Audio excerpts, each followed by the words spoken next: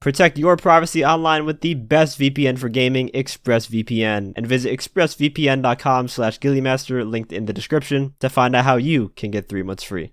Hey everyone, and welcome back to another GTA Online video here on the channel. Today I want to talk about that whole vehicle rebalance statement that Rockstar made. For those who are unaware, in a newswire a while back, Rockstar basically said that they're going to be doing some rebalancing to vehicles commonly used in PvP, which for those who play the game nowadays or have played it in the past 4 years, you probably think of one vehicle in particular, the Oppressor Mark II. But there's really a much bigger problem with PvP that doesn't end with the Mark II being nerfed, and I'm afraid that if they only nerf the Mark II, while it will help, the game will still have lots of issues. So what I'm hoping for with this PvP rebalance is that they go through and adjust a lot of different vehicles and gameplay mechanics. And in this video, I'm going to go through all the changes that I think would make the game much healthier and more fun for players, and ultimately make free mode a lot less toxic.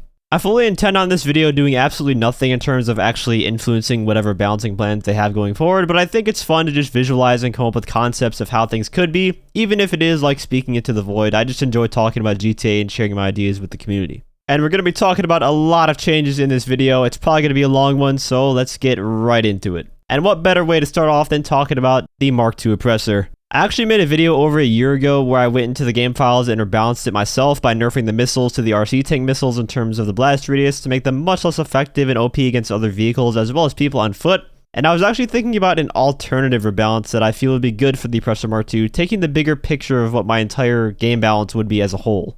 The problem with the Mark II Oppressor in PvP is that it has too many pros without having many weaknesses. And the weaknesses it does have, like some of the vehicles with better tracking missiles, can be negated by the fact that it has access to countermeasures like chaff. It's very good at vehicle combat, and it's also very good against people on foot because it's small and hard to hit, and you can just keep strafing people with the missiles. So with that taken into account, my suggestions are not to completely gut the Oppressor Mark II to a point where it's unusable, but to balance out its strengths and weaknesses given what this vehicle has right now. The first thing that I think needs to happen is the blast radius of the rockets need to be nerfed a good amount. In my initial rebalance, I gave it a blast radius a little bigger than that of the RC tank missiles. I'm thinking maybe barrage missile blast radius, though. That would make it hard to grief other players that are on foot. It would take much more effort and skill to do because you'd have to be much more accurate to kill them. The rockets would obviously have to be much closer to the target to award a kill. I would then lower the lock-on and max range of the Mark II rockets by possibly 30% or so. This would force Mark IIs to be at a lock-on range disadvantage against other vehicles in aerial combat, such as planes and helicopters. Right now, if you guys didn't know, the Oppressor Mark II rockets have the farthest lock-on range for the style of tracking that they have. Its value is set to 300, which is equivalent to jets and helicopters, while the Deluxo and Runu 2000 both have 225 lock-on range values, and obviously those vehicles also have great tracking, so that definitely needs to be lowered.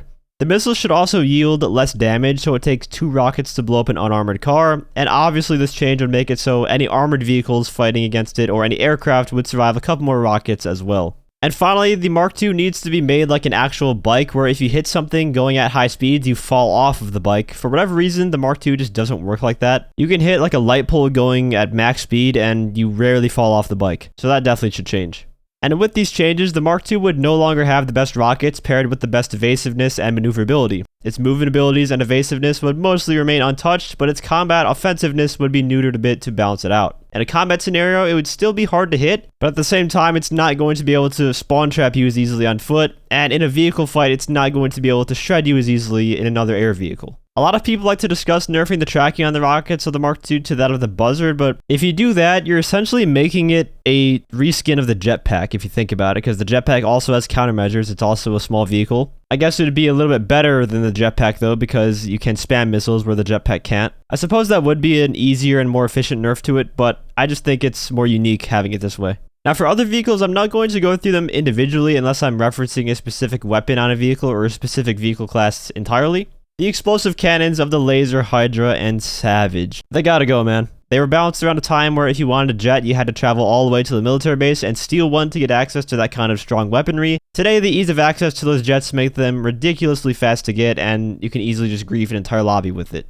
I've already made a video showing exactly how OP they are in terms of the DPS they output compared to other weaponry. Not to mention that people abuse the cannons with thermal vision to essentially have wall hacks with the cannon so they can see where you spawn in before you even spawn in yourself. Like, there's nothing you can do against this except go passive or leave the game. That's how powerful it is. The Laser and Hydra should just be given the explosive MGs seen on the B11, and in exchange, they should be given a bit more armor so they can tank more than 2 explosive rounds. For the Savage, I'm actually almost fine with the cannon staying only on the Savage because the Savage already has so many weaknesses compared to the Jets. It's slow and very vulnerable to missiles, so it being able to dish out big damage while also being very easy to shoot down, I'm kind of fine with. That's an okay trade-off in my books.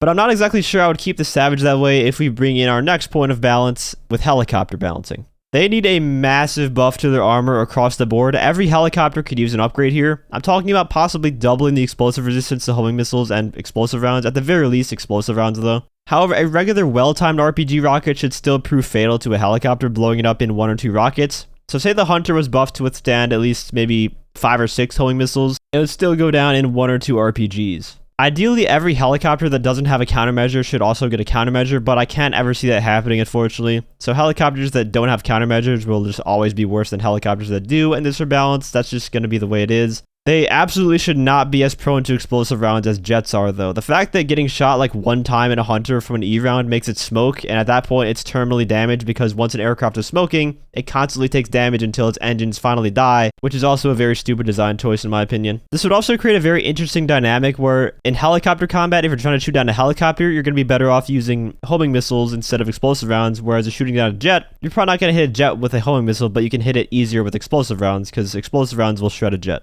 Keeping on the same topic of aircraft, what is actually the point of the bigger bomber planes? The Bambushka, the Volatile, and the recently added Alkonost, well I guess not so recently anymore, it's almost 2 years old at this point. But they're the most useless aircraft to ever exist in GTA Online. They're supposed to be dedicated bomber planes, but the Starling, which is the smallest plane in the entire game, can hold the same amount of bombs as the almighty Alkonost. They also have no more armor than the Starling, so they're just bigger targets that are just easier to take out in comparison. The bombs are the same too, with the same blast radius and the same carpet bombing features. And it looks really goofy. If you open the Alkonost bomb bay doors, they're fucking huge, but for some reason it's like little tic-tac bombs that come out of it. Why would anyone want to use the Alkonost or any of the bomber planes over any other plane that can drop bombs, that has bomb capabilities? The bombers need their armor values increased by like 10 times what they are now. It should take like 15 explosive rounds to destroy them, or like 10 homing missiles at the very least. The bombs they drop also should have a larger blast radius, and they should be able to carpet bomb 10 bombs instead of the usual 5 in all the other planes. That would at least give them some identity in the sky. It would at least make them feel like they are bombers and not just bigger versions of the planes we already have. And also the Bambushka's guns, can we finally fix those? It's been like 3 years since they've been broken, they still don't work. Now onto RC vehicles. These need some changes as well. The main issue with RC vehicles is the spammability of them. You can spawn your RC Bandito, and then when that blows up, you can jump right into your RC tank. And then when that blows up or you decide to despawn it, guess what? Your 1 minute cooldown for the Bandito is up, so you can spawn that in again. You get the idea. In PvP, this is a very, very, very obnoxious thing to deal with, and it's just not fun to go against. The cooldowns on the RC vehicles really make no sense at all, even compared to other cooldowns within this game. For example, you have a 2-minute cooldown for calling in a regular old civilian car for your mechanic, but you have a 1-minute cooldown on something that takes you off radar and has bombs strapped to it, and then there's a 5-minute cooldown on using a nano drone that keeps you vulnerable at the same spot you called in at playing on your phone and has a very limited range. I mean, there's just no logic whatsoever in this. What needs to happen here with the RC vehicles is that the cooldown should be increased and they should both operate on the same cooldown. So if you called in the RC Bandito, when that's done, you can't chain them by calling up an RC tank directly after that. A 4-minute cooldown should activate for both of them when you use one of them. And this would fix most of the complaints that people have with the RC vehicles. And would also be a future-proof method in case they ever want to add more RC vehicles, because could you imagine 3 separate RC vehicles with 3 separate cooldown timers that you could just abuse over and over again? If all of them operate on a single cooldown, you can just pick one to use, and then the 4-minute cooldown would be displayed for all of them. The other thing that could be done if they don't want to keep the cooldown very long is allow everyone to see the RC vehicles on the map, get rid of the off-the-radar portion of it.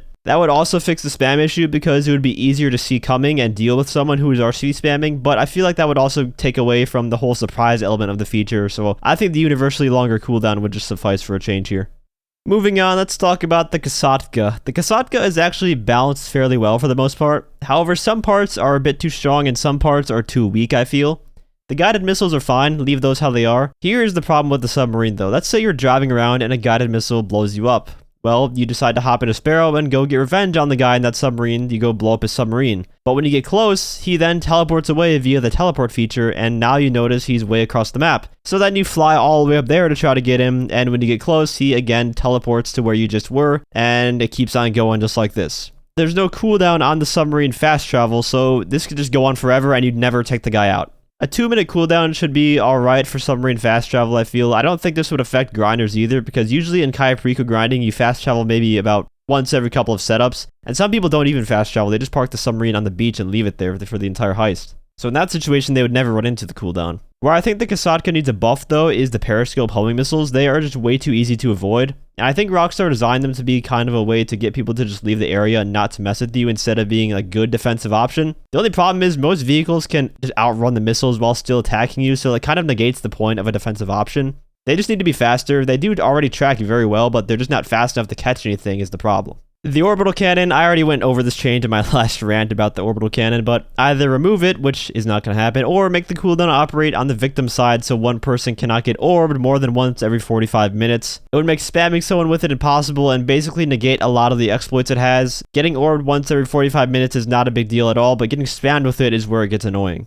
One of the biggest issues that has gotten more and more popular over the past few years is heist warping. If you don't know what this is, it's when players abuse the heist invite from Lester or the Doomsday heist invite to constantly teleport to their facility or any other property to either grab a vehicle or use the orbital cannon. Lots of people exploit it to the point where if they're about to die, they just insta-teleport away and avoid the death that way. It's really broken. The solution is easy, although I'm not sure how easy this would be to implement, but just make it so once you accept that heist invite, you have a 10-second timer that starts to count down, and in that 10 seconds, you just can't die or else you have to try again once you respawn. If you survive for that 10 seconds and that 10 seconds is over, then you warp away. This would make it so it can't be used in combat. If you try to heist warp to avoid death, well, you just die in the 10-second countdown and be stuck there regardless. If you're in a PvP engagement, you couldn't just have an easy escape button unless you actually got to a safe place or went passive mode, which would work perfectly with this because if you killed someone in PvP, you actually can't go passive mode for a while. And this change itself kind of reminds me of the passive change in the way that exiting passive is on a 30-second timer, so passive popping is not really possible anymore. Of course, without the use of a CEO invite, that's still possible with that. But this could kind of work the same way where there's a timer before you teleport away. The heist invite was designed to be able to transition into the next setup or the next step easier, and this change would keep that use, but take away the ability to exploit it in the middle of PvP combat in free mode.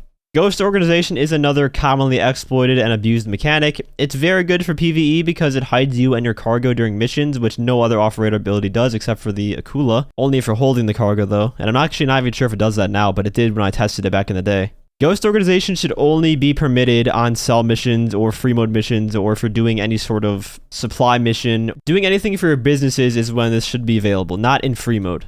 We have Lester's off radar, we have Ghost Organization, and now we have the UNEDITED out of sight feature. So if you combo all those together, you have so much off radar time, like over 4 minutes of consistent off radar. That's a bit too much. The problem with Ghost Organization though is that people often will chain it if they have friends in the same session. They invite to one CEO, they use Ghost Organization so all 4 people are ghosted, and then the associate will start a CEO, invite the former CEO, and ghost them again for another 3 minutes. It's very exploitable, and the reason I say it should only be allowed to be used while doing free mode missions like sales, supply runs, etc. because you are so vulnerable on sell missions. Let people selling have at least one good bonus that's exclusive to them to give them an advantage in that department, because we all know they are disadvantaged at just about every other place. For some general weapon balance changes, I'm not going to talk about all these because most of them are kind of nitpicky and small, but one thing I do want to mention is the homing rocket. I think it needs a slight nerf to its blast radius. When you compare the RPG and the homing rocket has a much faster travel time, it has much more range, and it yields the same exact blast radius as the RPG, so why would you ever use the RPG? And the homing launcher is also available from rank 1, whereas the RPG you have to be rank 100, I believe, to get it. The RPG should have the bigger blast radius, and the homing rocket should have the barrage missile blast radius, which is considerably smaller, but as a trade-off, you also have a much faster projectile with much more range. I know some people that rely on just spamming homing missiles in combat are going to get mad hearing this, but the fact is that looking at the stats of the weapons, the homing rocket is just statistically OP in every aspect against people on foot compared to the RPG. Like I said, there are a bunch of other individual weapons that should get changes, for example, the entire SMG class basically. But I just wanted to cover some of the major balance problems in GT Online PvP. I think I covered most of them. I'm sure there are some stuff that I didn't mention that I'm going to like hate myself for not talking about, or I'll think of it like after I upload this video. There are just so many things that are unbalanced in this game that can use some reworks. Let me know what you guys think about my suggestions though in the comments, and if you have some suggestions of your own, leave them down below in the comments as well. I'd love to get your guys' thoughts. Will Rockstar even make like a third of these changes? Probably not, but if some of these came to the game, I think it would make for a better experience. If you enjoyed the video or found it helpful, feel free to leave a like as well as subscribe to my channel for more GTA Online content. I want to give a huge shout out to all my channel members for your support. If you'd like to become a member for some exclusive perks, you can either use the join button or the link that's down in the description. And as always, thanks for watching and have a great day.